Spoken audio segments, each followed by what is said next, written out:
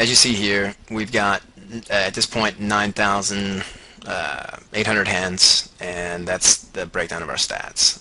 See the Poker Math video for the exact details on what these stats represent, but just briefly, we've got fold to a steal in the big blind, fold to a steal in the small blind, total VPIP in the middle, total PFR, pre-flop raise, and total steal attempt ourselves. All right. Underneath here we've got total hands. Second line we've got here aggression factor. This is those are the pop-ups. The 86 there is the C-bet total from us. The 68% is how often we ourselves fold to a C-bet. This 44% is win to showdown and won at the showdown. Over here 75% on the bottom left corner is attempt to steal a limped pot. The 68%, 60, and 66% respectively is how often a player folds to any bet on the flop, folds to any bet on the turn, and folds to any bet on the river. So that's the breakdown. These are the stats that I use when I'm playing big stacked, and that'll be enough for you to understand the following example hands. So as you see here, Holdem Manager will often attribute or often give a player a default icon. So your rocks are going to get these kind of stamps here based on the statistics that this guy has over time. We in this case have the eagle stamp, which is, as we mentioned, top of the line play based on mathematics, based on the statistics that Holdem Manager has defined as optimal play. So very often you'll see with different hands here as we go down, we're going to fluctuate between the eagle and the ABC and even the rock. Especially when we're playing a short stack strategy. So it's very dependent on the strategy that we're playing and the players that we're playing, but in general that's how it works out. This would be very typical eagle stats. As you see again here, this 3-2 ratio of total VPIP to pre-flop raise, 27% steal attempts, 70-80 fold to steal. The aggression factor again here at 7.9 is quite high, and I do think it is in general at the low mid stakes probably too high. As you saw in the previous documents, anywhere from 3 to 6 is probably healthy. Getting above that, yeah, you're getting exploitable, and yeah, just a word of the wise. I mean, again, this is a mix very often of short stack and big stack strategy, but yeah, take it for what it is. Again, the C-bet's probably a bit too high for optimal play. Maybe, again, 70%, around 70%, a bit closer is a bit better. 68% is quite standard for your general tags. And yeah, I mean, you're going to see here, this is going to be optimal player and also representative of a tag kind of player. All right, and yeah, not to my own horn, but that's very generally the case. This guy is very representative of a rock, and this would be a passive rock. Okay, you got a 10% VPIP, 8% PFR, and an aggression factor of only 1. Okay, but we only have 109 hands on the guy. But as you see here, very often this mousy kind of play wins money, and he's up 118.67 big blinds per 100, so he's running really, really well. But of course, it's only an N of 109, so we have to check that again once he has a few thousand hands. Yeah, this guy here is this infinite right here, this INF. That means that his aggression is he's just pure aggression at this point, but there's a relatively small N, so you can't really know that for sure. This guy would be an extreme tag. I'm sorry, extreme rock. He's only playing 5% all hands and raising 4% of them. And again, post flop, he's only aggressive. Okay. And let's see if we have anyone else. So what we've got here is a 15%er, right? And he's raising 12% of that. So that's relatively good. Too high for the steal here at 50%. And we have 283 hands on the guy. And you see here 25 aggression factor. It's way, way, way too high. Which the reason he's only getting to the showdown 13% of the time is because of his aggression factor. And when he gets there, he's won 100% of the time. And let's see. Won when saw the showdown 24. Let's see here. Oh, excluding the small was 100%. Okay. So just a few example hands there, and we'll move down this list and show you how then you can analyze the table that you're at. So if I were at this table here, and I see 1, 2, 3 rocks, 4 rocks, okay? One super aggressive guy here, and then 2 kind of laggy looking players. This table on a full ring game is not optimal for me by any means. The only good thing is that I've got 2 rocks to my left, which means that I'll be able to steal against these guys. They're folding to a steal 100% of the time, both of them, right, in both the small and the big blind. Which means what speaks for staying on this table would be precisely this, and the fact that this guy's playing 23% of hands, and I'll be able to play against him in position quite often. So, as a general breakdown of this table, that's how I'd analyze it, just at a first glance. And we'll just take a look at this hand real quickly and see how it works out. And what we're going to look at here is, with these example hands, also how you can adjust your bet sizing and make different moves given certain players. So this guy then only raised 3 big blinds, playing NL100. I think that is out of the viewing range, but yeah, it is NL100. And here in the top left, you see the pot odds that he's giving me are now 1.5 to 1 for my call, so 40% equity I need. And I call that, no, I raised it up, okay, so I 3-bet him in position again with my suited ace king, and I give him effectively pot odds of 2.5 to 1 or 29%. And he calls cold, I think, yep. And here comes a flop. So he hits top pair, good kicker. 2 suited board. He's also got a running straight draw here, no flush draw potential.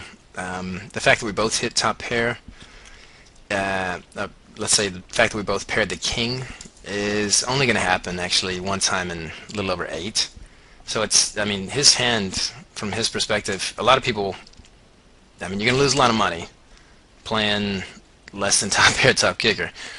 But it's not as likely as a lot of people think that you're going to be out-kicked when you're holding king-queen and the king flops. So again, that's only going to happen, you know, where both players hit top pair like that, approximately one time in 8. Okay, so his play, I mean, it's not too bad. And again, you know, I'm looking at a flush draw here. If you were playing, yeah, queen 10 kind of stuff, yeah, you know, it's need to protect for sure with our hand, and we make a bet here, which is, yeah, right at, again, as you see here, standard C bet, 2/3 pot size on a 2-suited board, giving him, yeah, more or less 2.3 to 1 odds, and he check calls. Okay, and here comes the turn. So flush draw didn't complete. All right, I'm looking at this guy playing 23% of all hands. He's raising from middle position there, cut off at 7%, but middle position, as you see here with the PFR, is already at 22%. So yeah, it's somewhere between those two. Yeah, I think we're gonna have this, as we do in this case, of course, most of the time against this guy. You know, of course, you always want to have sets in your mind. Yeah, set of jacks, set of 8s. That would have definitely been on his list. King Jack is also possible, but much less likely again, since we do have the king. Yeah, and that's kind of what we're thinking at this point. So he then checks again, and we go ahead and make a very hefty bet, because we want to go ahead and take this down right now, if he were on a flush draw, for example.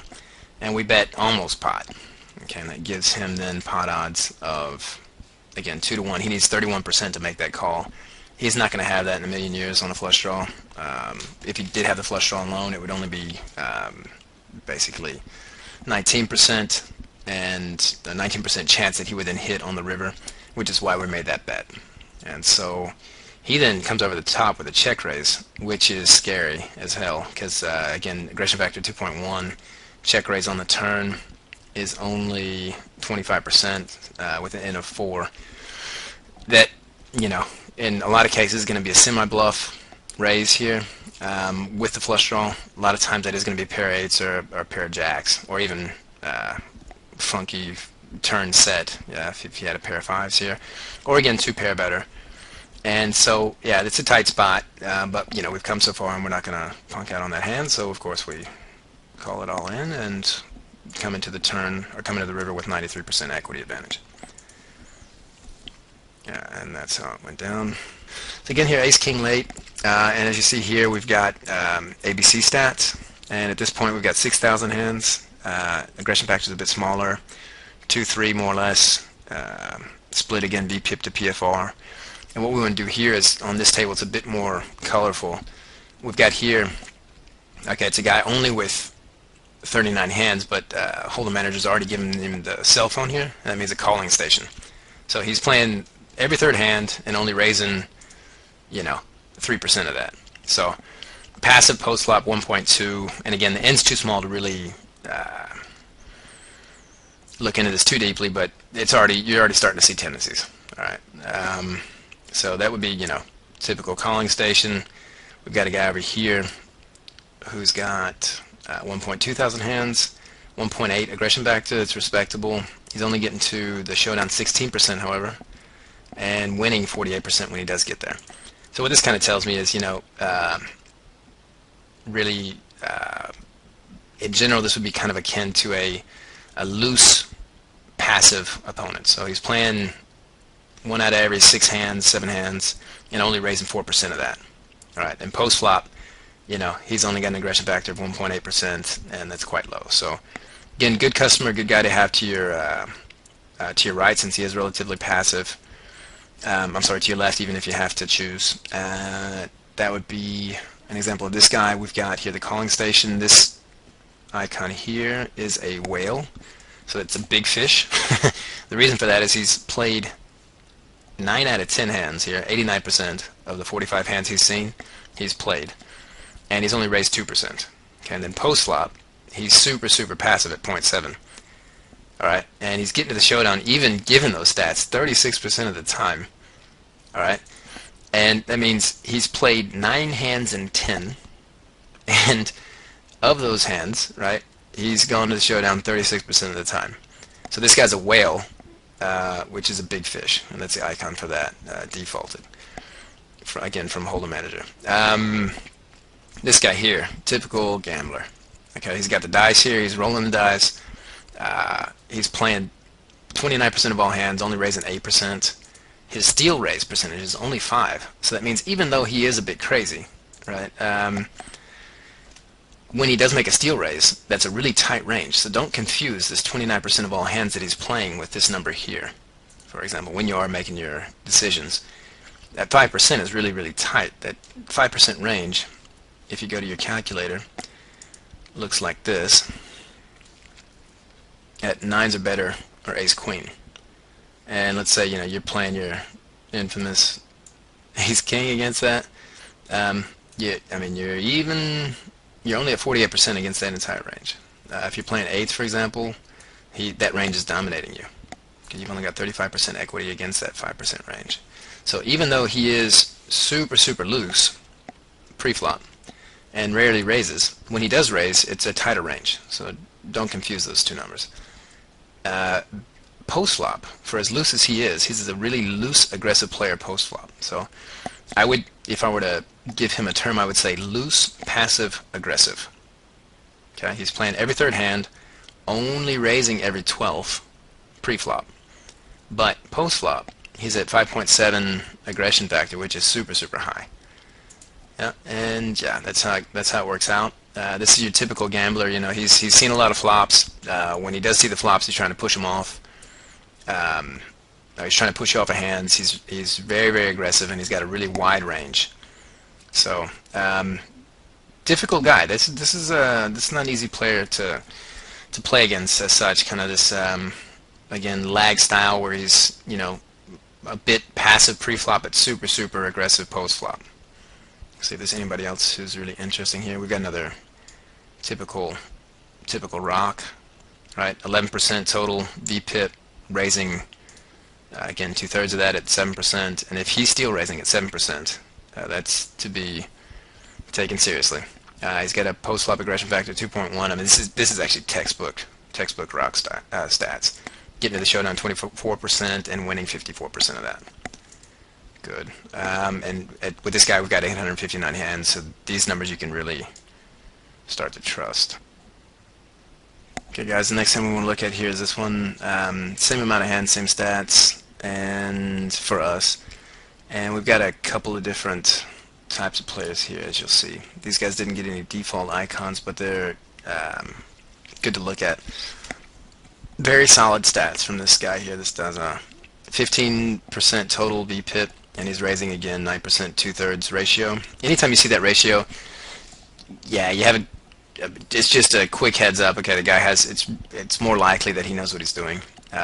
He's folding, all the time here in the small and the big blinds to steals, and he himself is then stealing at 36%. So very tag stats, very textbook tag stats actually. It's a bit too high, of course, for folding in the small and the big. He needs to be probably 3-betting more, re-stealing a bit more, stuff like that. But we've got 296 hands on the guy, so we're starting to see clear tendencies. He's got an aggression factor of 2, getting to the showdown 30% of the time, and winning 44% when he does get to the showdown. Solid player, and because his stats, his fold to steal stats in the small and the big are so high, it's good that he's to our left.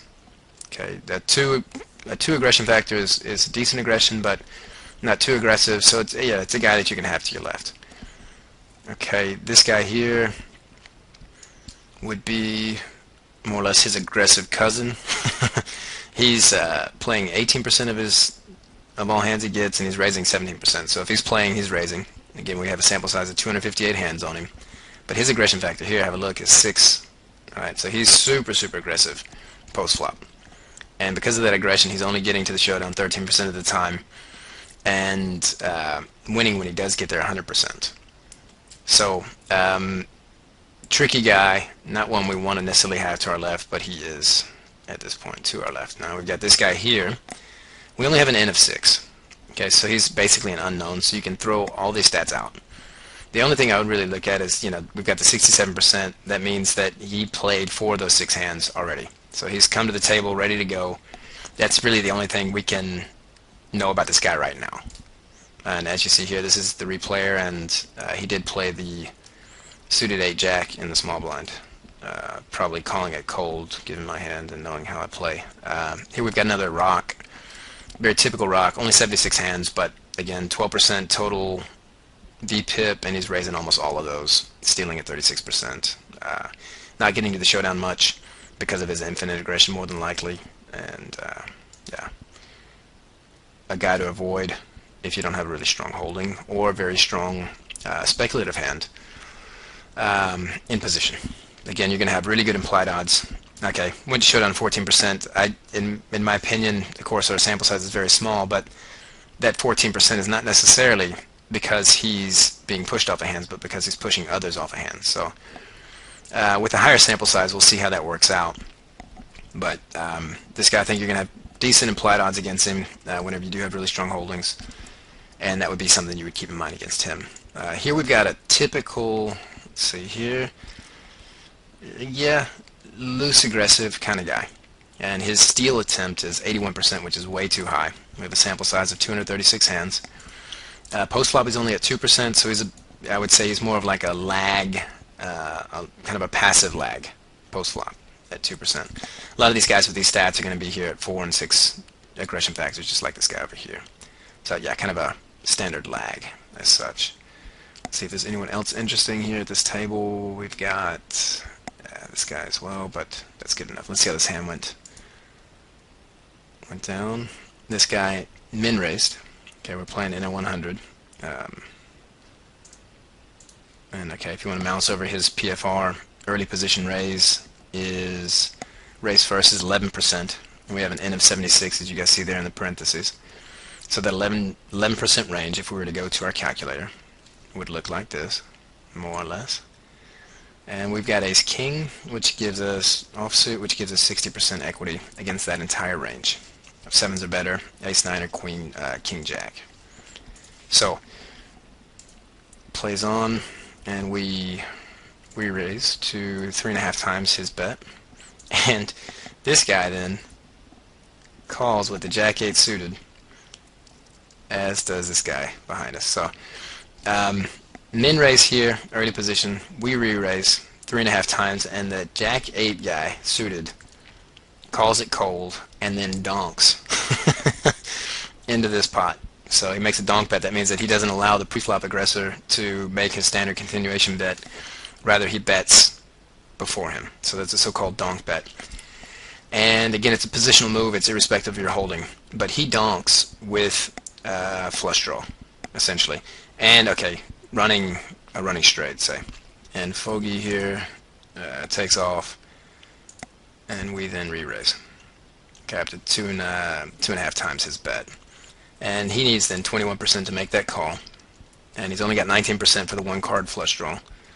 But I do believe he does call it. Yeah, so that's a close one. And now we've got the turn, which is a 9. Okay, so now, as you see here, he was just on the flop, his equity, given his holding, is 33% for the flush and the inside straight draw, running straight draw. And here, the turn comes, and it's a 9. He checks, and we bet it. The reason his equity stayed at 32% is because now he's got 6, 7, 8, 9. He's got an outside straight draw, or an open-ended straight draw, and the flush draw. And that's quite strong, even with one card draw. So he's got 32%. That means he's going to take this down one time in 3 against our holding. And so we, after that check, we want to go ahead and protect again. And this bet, actually at this point, should have been much more. If I didn't put him on a set of 6s or 7s, and I think he is on that flush draw and or straight draw, which he was, that should have been a higher bet. He's getting 23% odds here to call that, basically 3.3 to 1, and that equity he does have. So that was too light of a bet, but I think he just called it.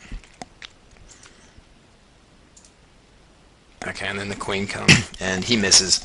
Flush isn't there. He checks one more time, and I think we make one final value bet. Oh, we just check behind because we're worried about the sets here, right? Or maybe 2 pair, etc.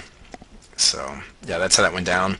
And again, we're focusing primarily on player profiling, but also at the same time showing you the entire hand, such that you can look at the different aspects that we've covered in previous videos and how that all comes together.